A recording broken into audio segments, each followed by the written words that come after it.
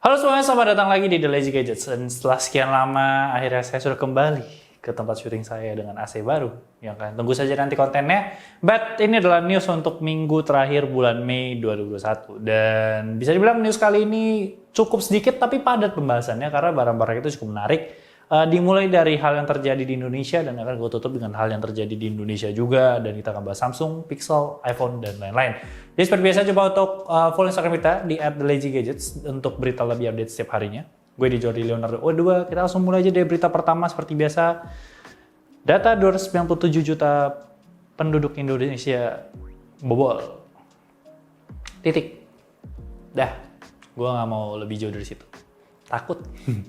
Takut ada tukang di depan ya. Tapi gue nggak tahu, mungkin gue akan coba bahas ini sama William, mungkin dalam masalah privacy, masalah kemarin iPhone juga ngomongin privacy, Pixel juga ngomongin privacy. Jadi sebenarnya hal menarik untuk dibahas berdua sama William, mungkin kita bisa bikin podcast. Tapi kalau ngomongin privacy sebenarnya udah pernah dibahas juga di podcast SJW yang ada di The Lazy Monday. So kita langsung masuk aja, berita pertama itu dari Instagram. Akhirnya merilis fitur untuk nge-hide likes kalian. Dan ini menjadi sebuah hal yang cukup diperdebatkan karena ini fitur udah ada 2 tahun. Dan fitur ini sendiri sekarang jadinya bukan semuanya nggak kelihatan, nggak semuanya others, tapi lebih ke kalian bisa ngasih lihat atau kalian bisa nggak ngasih lihat. Jadi dari Instagram sendiri juga menyatakan ada orang yang memerlukan hal ini dan ada orang yang tidak memerlukan hal ini. Maka opsi ini dilakukan dan ini semua fair karena untuk influencer aman dan untuk pengguna itu juga aman semuanya. So far sih gue baru ngetes satu postingan di The Lazy Gadgets dan dengan gue nge-hide likes-nya bisa dilihat engagement dari likes-nya sendiri cukup tinggi. Mungkin karena orang nggak lihat udah berapa likes gitu, mungkin ada salah satu faktor. Cuma gue belum tahu sejauh apa, nanti gue akan coba observasi lagi, tapi so far baru sampai sana.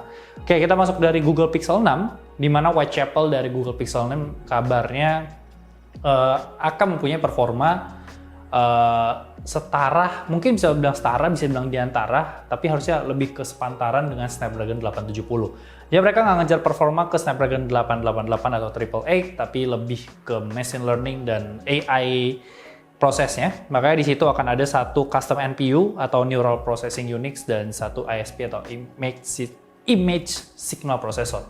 Nah, ngomongin dari layar sendiri, ini juga bakal sama-sama 120 Hz, cuman bedanya Google Pixel 6 sendiri bakal di Full HD dan Pixel 6 Pro itu bakal di QHD. Gue tetap suka sama Pixel dengan desainnya, cuman baik-baik lagi tidak ada di Indonesia. Dan untuk GPU-nya sendiri, dia bakal menggunakan Mali GPU karena dari Whitechapel sendiri kabarnya tidak ada integrated grafiknya. Oke, kita masuk ke Galaxy Tab S8. Ini ada satu orang nih yang demen banget sama Samsung fanboy, ini si All Max Plus Ultra ya. Dia pasti seneng banget denger berita ini. Tapi untuk Galaxy Tab S8 ini cukup menarik karena bocorannya baru rilis 1 jam sebelum gue syuting ini. Dan gue akan coba breakdown. Codename-nya itu Buzzquite. Buzzquite, gue nggak tahu cara bacanya gimana. Terus dia itu semuanya bakal hadir dengan fastest next gen processor. Kita nggak tahu apakah next gen prosesornya sekencang apa, apakah bisa mengalahkan M1, tapi yang pasti ada kemungkinan ada AMD Exynos di sana. Terus semuanya bakal dapat S Pen dan kamera depan tuh bakal di 8 megapiksel dan belakang tuh bakal di 13 dan 5 megapiksel. Tapi untuk varian paling tingginya atau varian ultranya, ini dia untuk kamera depannya bakal 8 dan 5 megapiksel ultra wide. Jadi ini menarik karena dia itu bakal punya 3 varian. Jadi gue akan coba breakdown. Yang pertama itu adalah Buzzquite 1 atau Galaxy Tab S8 harusnya. Dia itu 11 inci TFT 120 Hz dengan baterai di 8000 dan charging speed di 45 watt. Ketebalannya itu 575 gram dengan beratnya 575 dengan ketebalan 0,57 mm. Dan di sini dia punya 2 varian tuh 8128 dan 8256. Dan kalau kita ngomongin harganya untuk 8128, dia Wi-Fi-nya itu di 10,6, 4G di 12 juta dan 5G di 13,2 juta. Dan karena dia masih TFT, dia bukan OLED, dia masih menggunakan side fingerprint sensor. Moving on, Buzzquite 2 atau Galaxy Tab S8 Plus yang tentu aja melanjutkan legacy dari Galaxy Tab S7 Plus.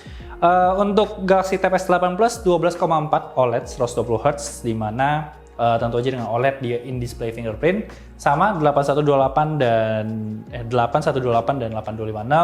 Baterai di 10.090 mAh dan charging speed sama di 45 watt. Dan untuk harganya ini Wi-Fi-nya di 14,7, 4G-nya di 16 juta dan 5G-nya di 17,3 juta. Dan dia itu 575 gram dengan ketebalan 0,57 inci. Dan yang terakhir yang paling menarik adalah Galaxy Tab S8 Ultra atau Buzzfeed 3. Jadi di sini layarnya 14,6 OLED 120 Hz. Jadi kita udah ngeliat tablet ini udah mulai memasuki pasar laptop.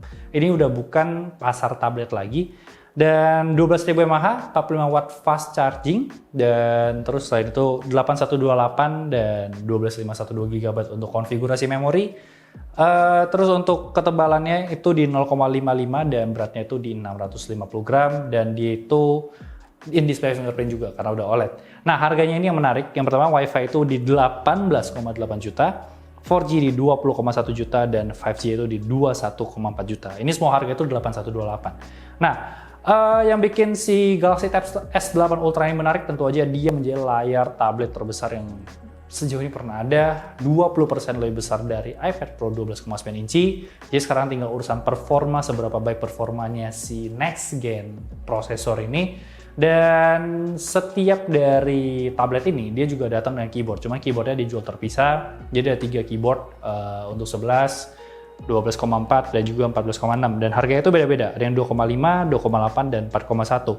Tapi untuk keyboard yang 14,6 itu dia premium keyboard, dia beda sendiri, dan itu bisa digunakan untuk laptop, tablet, gambar, dan viewing. Jadi mode-nya itu kayak menjadikan si tablet tadi menjadi sebuah laptop buat kalian. Maka baik-baik lagi 14,6. It's not a tablet anymore. Itu bener-bener kayak laptop, man. Bahkan laptop gue aja di 14, kalau nggak salah, 13,5, 13,9, something. Seingat gue di sekitaran segitu. Jadi, laptop S8, Galaxy Laptop S8 Ultra. Oke, moving on, masih ngomongin Samsung. Yang pertama adalah UI baru dari Samsung Z Fold 3. Jadi, UI baru ini memperlihatkan split UI, di mana tampilannya itu akan adaptasi dengan layar kalian. Jadi, ketika kalian buka, dia akan membesar, dan mungkin di situ ada animasi untuk rollable juga karena size-nya itu cukup gede. Cuma salah satu hal yang gue suka dari demonstrasi dari GIF image dari S Universe ini adalah kita bisa menggeser. Jadi kayak apa ya? YouTube mini player dan YouTube theater mode itu punya aspect ratio yang berbeda, dan itu bisa terjadi di split UI ini. Jadi itu hal menarik yang gue temukan di sini. Tapi tetap baik-baik lagi, Aldo yang beli Z Fold. Gue nggak ada duit. Batuk beneran. Oke, moving on, kita Samsung. Masih Samsung ngajak ribut Apple. Jadi ini adalah sebuah iklan yang muncul di TV-TV US. 2 iklan 15 detik, simple. Iklan pertama memperlihatkan foto antara S21 Ultra dan juga iPhone 12 Pro kalau nggak salah, dan itu membandingkan kamera mereka untuk 2 hal. Yang pertama adalah untuk foto burger, di mana detailnya itu menang jauh, terlihat di sana. Dan satu lagi foto bulan. Jadi satunya bisa 100 kali zoom, dan satunya ya you know yourself lah berapa kali zoom. Tapi tentu aja dari sisi komennya ini ada backlash yang cukup berasa gitu, karena di situ Samsung sendiri itu dikata-katain lah kayak masalah ads dia yang masalah headphone jack, masalah charger, yang ujung-ujungnya ini kira-kira untuk ads 15 detik ini berapa lama mau di take down, gitu lah kurang lebih seperti itu. Tapi kalau kita ngomongin Samsung dan Apple, ini kalau love-hate relationship ya. Jadi iklan terakhir Apple yang memperlihatkan tentang privacy, tentang ads tracking yang kemarin udah gue bahas, itu salah satu hal menarik adalah kalian bisa melihat remote dari TV Samsung di akhir video iklan tersebut. Jadi hal ini mendapatkan perhatian dari warga Twitter, dan sebenarnya bisa dibilang ini adalah sebuah partnership, mungkin bisa partnership karena Apple sendiri juga menggunakan display Samsung, TV Samsung juga ada yang punya Apple TV, jadi ada kemungkinan partnership di sana. Tapi coba kita diskusi di bawah, menurut kalian ini partnership atau emang sengaja dilakukan biar ada yang ngebahas, atau emang pure kesalahan dari si Apple itu sendiri? Dan kita masih ngomongin Apple, yang pertama WWDC, ini bakal di 7 Juni 2021, jadi expect ke event news, tapi ini kan minggu depan ya? Tabrakan dong? Ya, expect ke event news nanti di WWDC kalau menarik. Gue bisa akan melakukan recap, dan dari John Prosser sendiri menyatakan akan ada MacBook Pro. Tapi sebelum masuk ke sana, kita bisa ngomongin masalah Mac Mini. Ini render yang diberikan oleh John Prosser untuk memperlihatkan Mac Mini terbaru. Dengan chipset M1 X, atau mungkin M2, atau mungkin M1 aja, atau mungkin nama lain, itu membuat desain dari Mac Mini ini benar-benar makin kecil. Cuma memang dari desainnya sendiri itu berubah. Dari build-nya itu udah nggak full metal, dia ada namanya itu plexiglass. Jadi plexiglass ini spekulasinya adalah biar si Mac Mini ini nanti bisa punya 2 tone warna yang berbeda seperti yang dilakukan di iMac. Ini mungkin gue akan bahas kenapa masalah warna ini menjadi hal yang menarik untuk Apple itu sendiri untuk dibahas gitu. Tapi untuk Mac Mini sendiri dia bakal punya 4 port Thunderbolt 3, 2 port USB, 1 Ethernet, dan 1 lagi itu HDMI, dan juga chargingnya itu bakal mirip sama yang di iMac, jadi yang magnetic itu. Cuma baik-baik lagi kita nggak tahu kenapa tidak ada SD card reader di sana. Tidak tahu kenapa. Oke, moving on, kita ngomongin AirPods. AirPods ini berita dari Bloomberg, salah satu report yang cukup menarik. Yang pertama, AirPods itu akan dibuat, ini harusnya kita udah sama-sama tahu, AirPods 3 itu bakal punya shorter stem, cuman dia nggak bakal punya fitur ANC. Dan ini harusnya dirilis di 2021. Dan di 2022, AirPods Pro itu kabarnya akan rilis dengan fitur fitness tracking, jadi kalian tuh bisa kayak mungkin ngitung step, mungkin ear heart rate sensor, is it possible? Dan gue nggak tahu apakah akan ada volume control. Cuman kalau kalian balik lagi untuk si AirPods Pro sendiri kan kabarnya kemarin tuh mau dibikin bentuk buds-nya. Jadi nggak ada stemnya sama sekali, nggak ada tauge sama sekali. Dan kabarnya sih ini dites ulang, jadi ada kemungkinan itu bukan final produknya. Dan kalau kalian ngeliat sendiri, si Beats itu baru aja ngeluarin satu buds, ya, yang dipakai sama Mamang LeBron James. Jadi ada kemungkinan percobaannya di Beats, nanti finalize-nya di AirPods Pro baru. Dan HomePod sendiri juga kabarnya nanti akan hadir dengan layar dan akan ada sebuah device yang Apple TV, yang look like Apple TV, dan itu bakal ada kamera dan speaker built-in, jadi bisa buat untuk video call. Oke, moving on, iPod Touch ini dari Steve Moser, Mac Rumors, dan juga Apple 257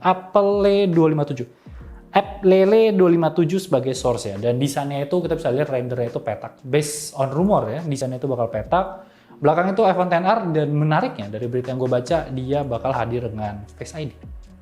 How? Gue nggak ngeliat notes di sana. Tapi kemungkinan akan perubahan desain juga, di mana layarnya tuh bisa naik dari 4 inci jadi 5,4 inci. So, let's see.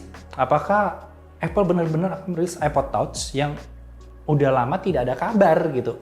Agak sulit untuk gue terima karena ada iPhone XR. Tapi iPod sendiri harusnya akan ada hadir dengan 3.5mm jack, dan karena dia itu untuk musik juga. Oke, kita bahas hal terakhir. Ini yang menjadi hal yang cukup menarik di Indonesia sendiri selain data tadi, 5G. Jadi di 27 Mei kemarin, Telkomsel congratulations untuk perilisan 5G. Jadi akhirnya kita bisa merasakan apa itu 5G.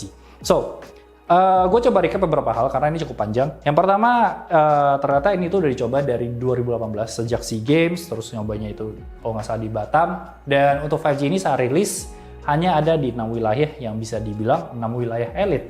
Jadi adalah Kelapa Gading, Pondok Indah, Pantai Indah Kapuk, Bumi Serpong Damai atau BSD, Widya Chandra, dan Alam Sutra. Gue nggak tahu kalau ternyata daerah rumah gue adalah kawasan elit. Karena saya tidak merasa elit Alam Sutra, tapi ternyata di Alam Sutra ada, jadi mungkin gue bisa tes nanti. Terus kita kalau ngomongin dari sisi nantinya, itu bakal ada di Batam, Medan, Solo, Bandung, Surabaya, Makassar, Denpasar, dan Balikpapan. Dan kalau kita ngomongin device-nya, ini ada beberapa source, jadi gue kurang tahu mana yang pasti. Tapi kalau CNN Indonesia itu kabarnya ada, dia bukan ngomongin handphone yang bisa, tapi rekomendasi ponsel. Di situ ada S21, Vivo V21 5G yang kemarin gue baru bahas, Realme X50 Pro 5G, Oppo Reno 5 5G, Huawei Mate 40, dan Xiaomi Mi 10. Sedangkan kalau kita ngelihat dari website Telkomselnya, di frequently asked question-nya, itu di bagian 2 nomor 9, itu ada Vivo X60, Vivo X60 Pro, Huawei Mate 40, dan Oppo Reno 5. Gue sempat ngecek Twitternya Gadget Gaul, salah satu tech-tuber Indonesia, dan di situ tertulis ada Oppo Find X2 Pro. Cuma gue nggak tahu itu source-nya dari mana. Terus moving on, kabarnya di 2023, 11 lokasi akan terkoneksi 5G, dan itu bakal di Provinsi Jakarta, Serang, Bandung, Semarang, Yogyakarta, Surabaya, dan destinasi wisata itu bakal di Borobudur, Danau Toba, Toba Pride, Likupang, Labuan Bajo, dan Mandalika. Dan for information, untuk 5G ini sendiri kalian tidak perlu ganti kartu. Jadi kalau kalian Telkomselnya udah ada handphone dengan 5G ready, harusnya itu udah bisa. Nah, ngomongin harganya. Harganya sendiri ini untuk Orbit dulu. 3 bulan pertama itu 130.000 untuk 100 GB selama 30 hari. 500.000 untuk 500 GB 30 hari. 900.000 untuk 1000 GB 30 hari, dan 3 bulan selanjutnya 130.000 untuk 60 GB, jadi dia turun 40 GB, 500 350 turun 150, dan 900 itu 650 ya turun 350 GB. Dan ini hanya untuk Orbit Huawei 5G CPE Pro 2, bukan untuk smartphone, beda. Kalau kita ngomongin smartphone, sebenarnya baru paket early bird yang kabarnya itu bisa didapetin dengan undangan. Yang gue nggak tahu, gue diundang ke acara dia nggak. Oke, tapi untuk smartphone dia itu 26.000 itu dapat 126 GB, dan ini bakal mulai harusnya dari kemarin launching sampai 26 Juli nanti. Cuma bebek lagi, yang diundang aja. Jadi ya baiknya gue nggak pakai Telkomsel sih, gue pakai XL sih. Tapi mungkin Telkomsel mau. Saya siap ganti nomor yang saya pakai dari SMP. Jilat. Oke, dan kalau dilihat dari pengetesan dari PR Manager Oppo, Mas Aryo, salah satu orang yang cukup influential di dunia smartphone Indonesia, dia itu udah membagikan satu postingan Instagram yang memperlihatkan Oppo Reno 5 5G. Itu memang sudah menjalankan 5G itu di daerah Gatot Subroto, Jakarta Selatan, dan dapat speed di 120 sampai 124 Mbps. So, that's it. 5G menarik. Mac Mini menarik, tapi iMac lebih lucu. Tapi nggak tahu, nanti mungkin ada warnanya. AirPods menarik buat gue. Semuanya menarik. Galaxy Tab S8 Ultra tuh menarik. Pixel 6 menarik. Instagram menarik. Makanya gue bilang untuk minggu ini memang bisa bilang beritanya itu cukup dikit, tapi cukup padat dan cukup sambung-menyambung. Oke guys, that's it. Seperti biasa, coba like, comment, share, follow Instagram kita di @lazygadgets untuk berita lebih update setiap harinya. Gue di Jordi Leonardo U-nya 2, dan jangan lupa subscribe. Thank you so much guys for watching, and I'll see you next time. Stay safe you all. Bye-bye guys.